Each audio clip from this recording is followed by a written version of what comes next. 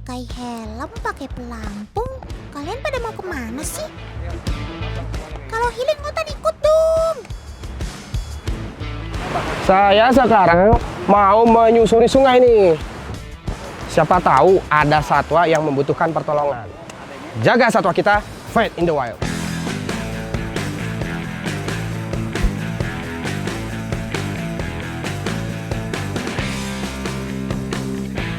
Wih, ternyata ini healing bukan sembarang healing, teman. Tapi ada satu misi.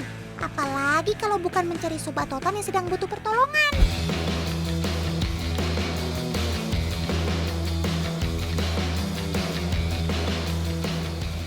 Oh iya, yang dokter lakukan saat ini adalah aktivitas river tubing, teman.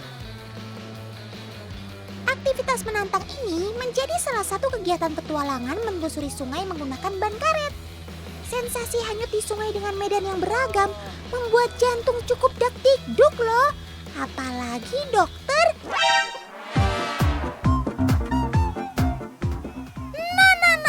Baru Otan mau bilang hati-hati, malah kecemplung. Semangat dok, perjuangan memang tidak selalu berjalan mulus. BTW, rasa air sungainya tadi gimana nih dok? Seger kan?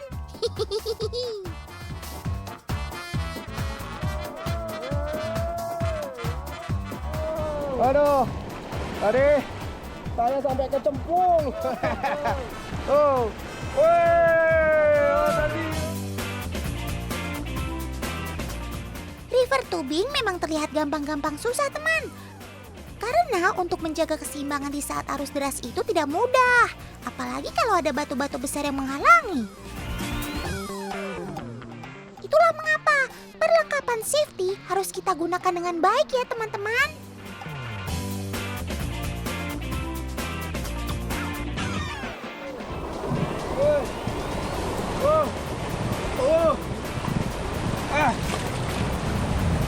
Wih, apaan tuh?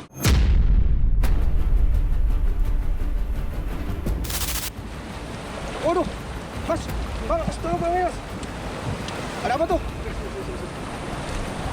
Kayaknya ada satwa tuh yang butuh pertolongan. Bener. Kesana dulu. Betul, lihat tuh, ada tuh. Ayo. Yuk. Tunggu, Otan ikut.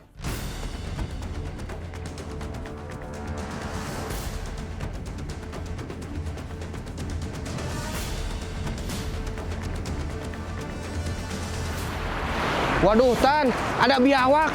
Ini kita coba handle dulu ya. Ternyata ada biawak yang sedang berjemur di pinggir sungai, teman. Tapi sepertinya ada yang aneh dengan biawak ini. Tapi apa ya?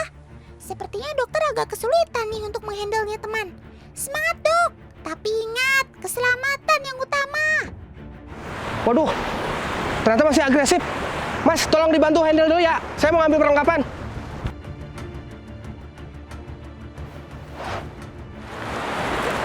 Wah, jadi Mas. Waduh, Tan, masih agresif. Ini makanya perlu di handling, terutama area kepala sama bagian ekor nih.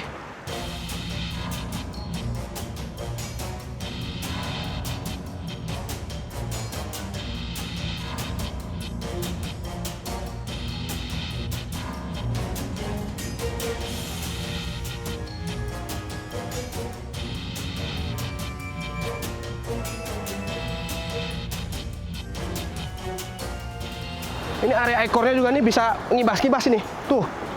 Jadi posisinya juga harus agak ngebelakangin. Oke? Kita bawa ke tempat yang lebih aman untuk dicek, Tan. Ayo. Syukurlah, akhirnya sobat Otan ini dapat dievakuasi tanpa ada yang terluka. Serangan biawak memang tidak bisa terduga, teman.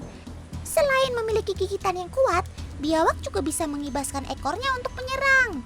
Tolong pegangin, Nak, pegangin. Ini mau saya cek itu mulutnya kok berdarah. Nah, ada sesuatu ini pasti. Aduh, apa ini? Baik berdarah. Oh, oke. Waduh, ternyata kaleng makanan.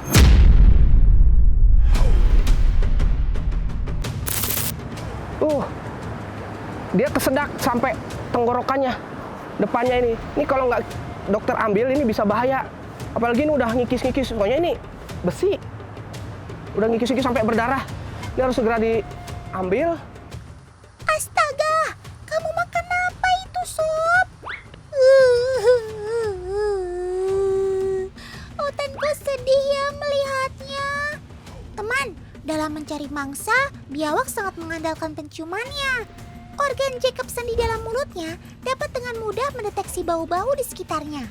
Nah, secara tidak sengaja, kaleng bekas makanan ini memiliki bau amis yang menyengat, sehingga Sobat Toton ini menganggap kalau kaleng itu adalah makanan.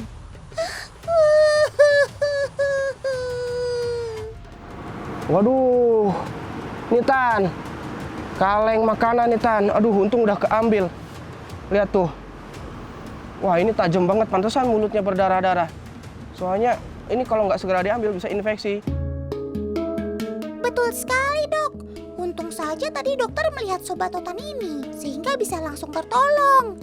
Untuk menghindari infeksi pada mulut biawak yang terluka, dokter memberikan cairan antiseptik agar steril. Tak hanya itu, dokter juga membersihkan bekas luka sambil mengecek kembali keadaan mulut Sobat Toton ini. Karena kaleng makanan tersebut sangat tajam, dikhawatirkan ada bekas goresan yang cukup dalam dan membahayakan.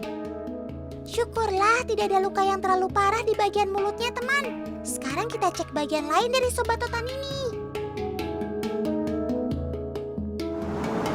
Waduh, nih Tan, lihat. Ini kukunya udah, kulitnya ya, dekat kuku ya, udah ngelupas ini. Berdarah dan ada luka juga cukup dalam. Ini udah agak busuk juga, ini harus segera diobatin, takutnya infeksinya menjalar. Nih, aduh, di kaki kiri nih. Ini ada lagi nggak? Wah, ini juga nih. Tuh, ini apalagi udah sobek. Ya, ini harus dokter segera obatin, treatment. Ini bisa menjalar kalau nggak ya. Oke, Mas, pegangin. Saya ambil peralatan dulu. OMG! Kulit kukunya kok bisa sampai kayak gitu sih? Lama-kelamaan jika dibiarkan bisa membusuk, teman. Melihat kondisi tersebut, dokter langsung sigap memberikan tindakan. Kulit yang sudah rusak langsung diambil agar tidak merusak jaringan kulit yang lain. Setelah itu dicek kembali apakah jaringan yang rusak tersebut cukup parah atau tidak. Nah, karena reptil itu bisa shedding, nanti lama-kelamaan dia bakal tumbuh lagi si kulitnya ini dan kembali seperti normal gitu. Untungnya ini nggak terlalu dalam ternyata, ya. Jadi masih ada lapisan yang sehat. Oke, ini udah beres. Sekarang dokter mau kasih antiseptik lagi. Habitat Sobat Toton ini memang berada di dekat sungai. Biawak aktif pada siang hari dan suka berjemur. Tak hanya itu saja, kadal besar ini juga mendapat predikat sebagai hewan semi akuatik yang pandai. Kalau kasus kayak gini, ini biasanya terjadi bisa dia saat bertarung ya, atau memang kena benda kasar. Lalu dia luka dan lama-lama infeksinya tidak kunjung sembuh, makin melebar dan tambah parah dan agak bengkak. Sebenarnya populasi biawak di alam sangat dibutuhkan, teman. Biawak merupakan salah satu hewan pengurai bangkai. Selain itu, Sobat Toton ini juga pengendali keseimbangan ekosistem dalam rantai makanan. Yang gak kalah penting, biawak juga menjadi sahabat petani karena bertugas sebagai pengendali hama. Untung Tan, tadi si biawaknya sempat ditolongin. Makanya kenapa jagalah kebersihan, jangan buang sampah sembarangan tuh kayak gitu. Takutnya merugikan satwa yang ada di alam liar. Mereka nggak bisa bedakan mana makanan, mana sampah ya. Kok udah keselak kayak gini, waduh, bahaya. Merugikan satwa dan merugikan lingkungan, tercemar. Yuk, kita rilis saja. Jaga satwa kita, Fed in the Wild.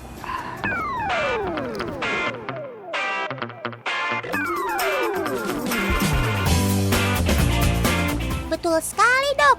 Sebagai manusia, seharusnya kita juga sadar agar tidak merusak habitat Sobat Otan dengan membuang sampah sembarangan. Kalau sudah begini kan, ujung-ujungnya Sobat Otan juga yang kena. Belum lagi musibah besar yang bisa terjadi gara-gara kita membuang sampah sembarangan. Jaga satwa kita, Fight in the Wild.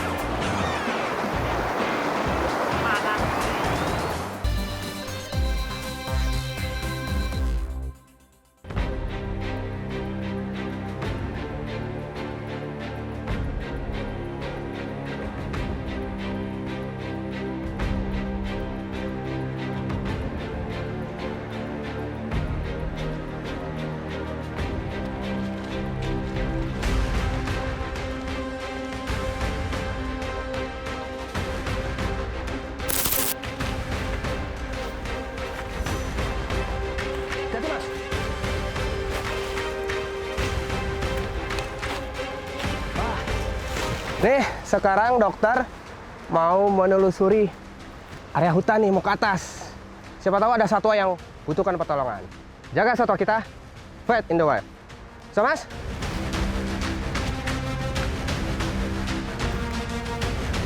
Nggak di air, nggak di darat. Pokoknya semua harus dilibas demi memberikan pertolongan untuk Sobat Otan. Karena kita tidak pernah tahu kalau... Dok, itu kayaknya ada hewan, Dok. Oh, ayo ke sana.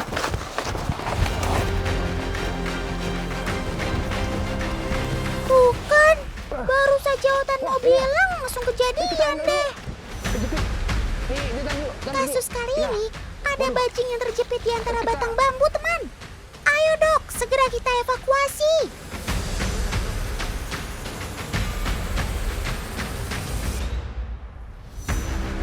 Kang, nanti tolong handling. Itu biar saya pegangin kayunya ya. Oke.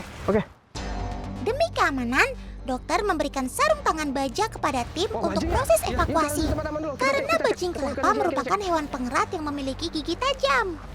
Waduh, ini bajing yang tadi kejepit. Tuh lihat nih, sekarang dia lagi defensif. Ya, padahal kita mau nyelamatin tadi ya. Defensifnya tuh gigit. Ini untung pakai sarung tangan yang melindungi, walaupun ya kerasa ya Mas ya. Kerasa. Gigitannya tuh karena gigi atas sama bawahnya tuh ya karena dia rodensia pengerat itu cukup tajam ya di dalam. Oke, kita cek dulu nih. Hidungnya luka. Wah, ini biasa karena mungkin tadi kejepit si bambu ya, bisa jadi kegesek-gesek. Ini harus saya kasih antiseptik nih, takutnya infeksi. Setiap luka yang terbuka harus segera diberikan antiseptik agar tidak menimbulkan infeksi, teman. Ini kita tetesin antiseptik di hidungnya. Bajing banyak menghabiskan waktunya di pohon alias arboreal, tapi sesekali sering turun ke tanah untuk mencari makanan alternatif.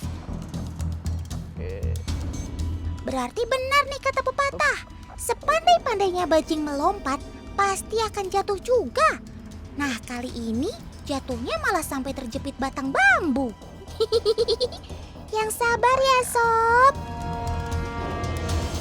Nah, Nitan, ini dokter kasih antiseptik biar nggak infeksi. Karena ini cukup bahaya kalau kita biarkan, nanti bisa melebar lukanya ya.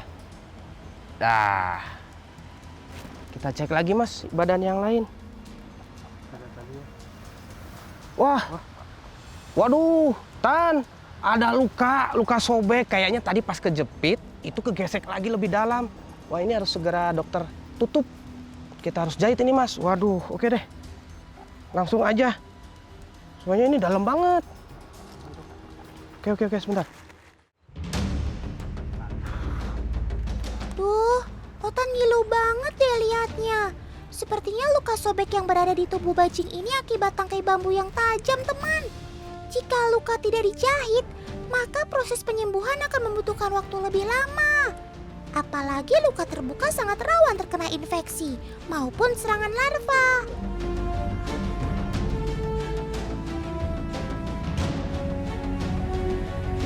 Benang yang digunakan untuk menjahit juga benang khusus yang nantinya bisa menyatu.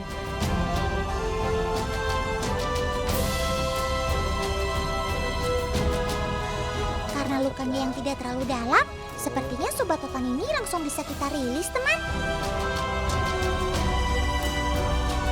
Oke, udah nih aman kamu. Aduh. Udah sehat, ini aman. Kita langsung rilis aja Kang ya. Ayo, Dok. Yuk, kamu jangan main jauh-jauh makanya kejepit lagi. Yuk.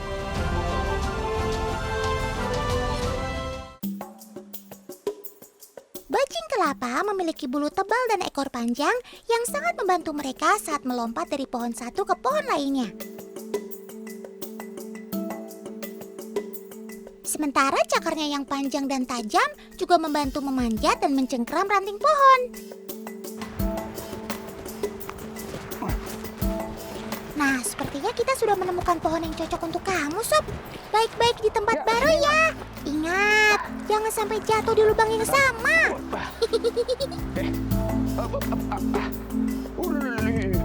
Bentar. mantap.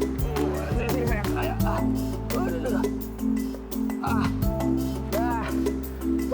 Jaga satwa kita, fight in the wild.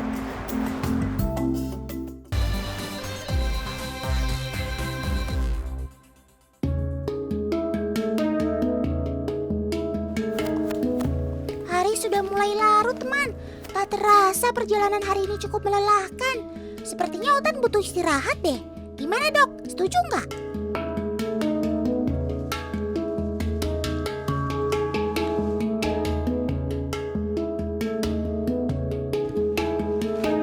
Nah, ini kan udah malam, kita mau nggak mau berkemah di sini ya. Kita pasang tenda, tapi sebelum itu kita bersihin dulu nih area sini nih. Kita ini mas, bisa bantu ini. Untuk membuat bivak di satu daerah tidak boleh sembarangan, teman. Pertama, cari lokasi yang agak lapang. Kemudian, bersihkan rumput yang agak tinggi untuk mengetahui kondisi sekitar. Dan yang gak kalah penting, kita juga harus bawa ini, teman. Yaps, 100 buat kalian yang menjawab senter ultraviolet. Ini senter bukan sembarang senter. Bukan juga senter pembesar yang ada di film kartun. Senter ini memiliki fungsi untuk melihat hewan-hewan yang tak kasat mata. Yang tak terlihat karena gelap, maksud Otan.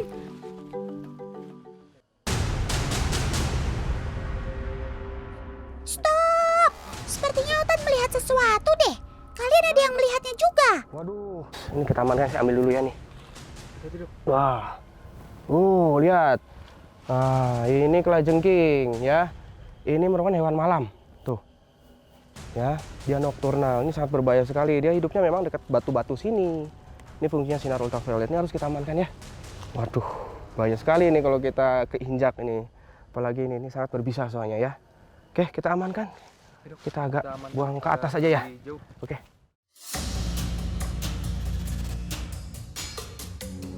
Kalajengking adalah hewan nokturnal yang kegiatan berburu mangsanya di saat malam hari, teman. Mereka hidup soliter dan memiliki kemampuan adaptasi yang baik pada berbagai kondisi. Itulah mengapa ketika di hutan kita harus berhati-hati, terutama saat mendirikan bivak seperti ini. BTW, kalian ada yang tahu nggak? Kok bisa ya sobat capit ini menjadi glowing ketika kena sinar ultraviolet? Simak baik-baik ya, Profesor Otan mau menjelaskan nih. Tubuh kalajengking memiliki senyawa kimia khusus yang bisa menyerap dan memantulkan cahaya. Itulah mengapa ketika dirinya terpapar sinar ultraviolet di kegelapan, maka tubuhnya akan otomatis berkilau. BTW, mereka nggak pakai skincare ya, cuma alami saja kok. Oh iya, sengatan kalajengking juga cukup berbahaya, teman. Efek sengatan dari kalajengking Jawa yang dokter temukan bisa menyebabkan nyeri yang hebat, kesemutan, bahkan sampai bengkak. Itulah mengapa untuk menghandlingnya, dokter membutuhkan alat capit untuk menghindari hal-hal yang tidak diinginkan. Ini kita taruh yang jauh dulu. Oke. Taruh sini dulu aja. Sini aja ya. Oke, sip. Wah, jaga satwa kita, fight in the wild. Ayo, lanjut.